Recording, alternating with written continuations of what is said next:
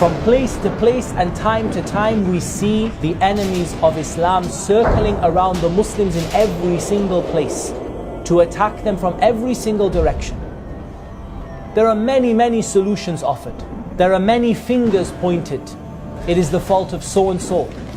And yet almost never do you hear the people actually tell people the real reason why this is happening and the very simple solution to stop it happening. There is no evil and no trial and no fitna that will befall this ummah except that Allah and His Messenger sallallahu alaihi wasallam explained in the clearest of terms the cause and the solution for it.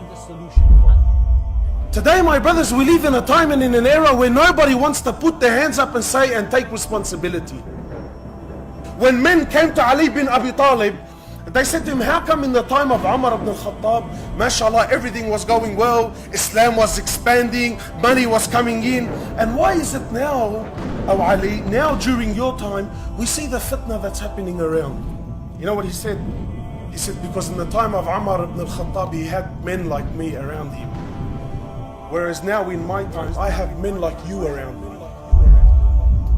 The source of trials and tribulations are what our own hands have earned.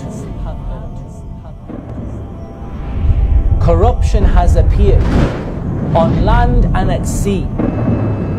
بِمَا كَسَبَتْ أَيْدِي النَّاسِ, by what the hands of men have earned.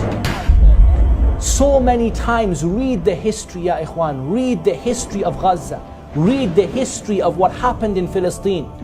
By Allah, it was not the strength of the enemy that gave them Palestine, nor was it their support from the wider countries like the US and the UK and France. We gave it to them.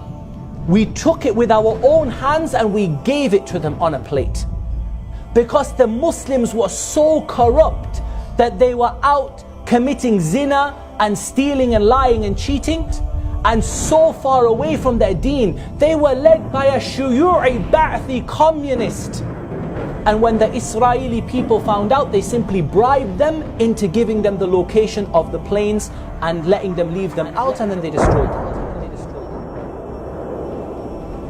What help did you want Allah to give them against the people who were fighting them? The same thing that happened in Uhud, and it happened again, and it happened in Hunayn, and again in the Quran we are told it comes from your own sins. Corruption has appeared on land and at sea by what the hands of men have earned. You can't change the sins of the people, but you can change your own.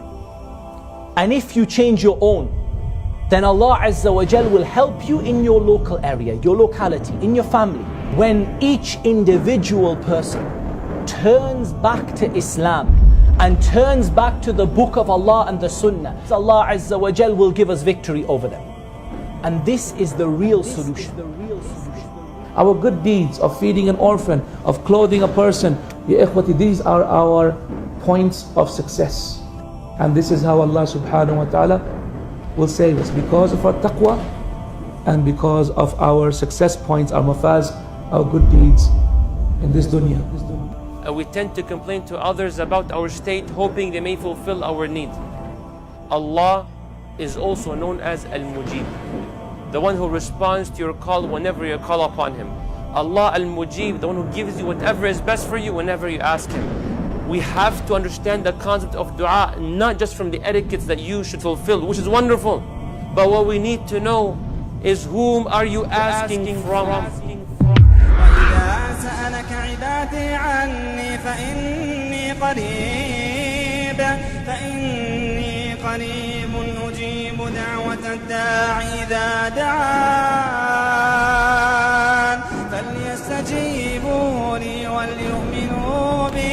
وَلْيُؤْمِنُوا بِي لَعَلَّهُمْ يَرْشُدُونَ.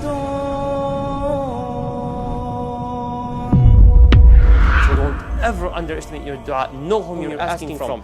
Our good deeds of feeding an orphan, of clothing a person, ya ikhwati, these are our points of success.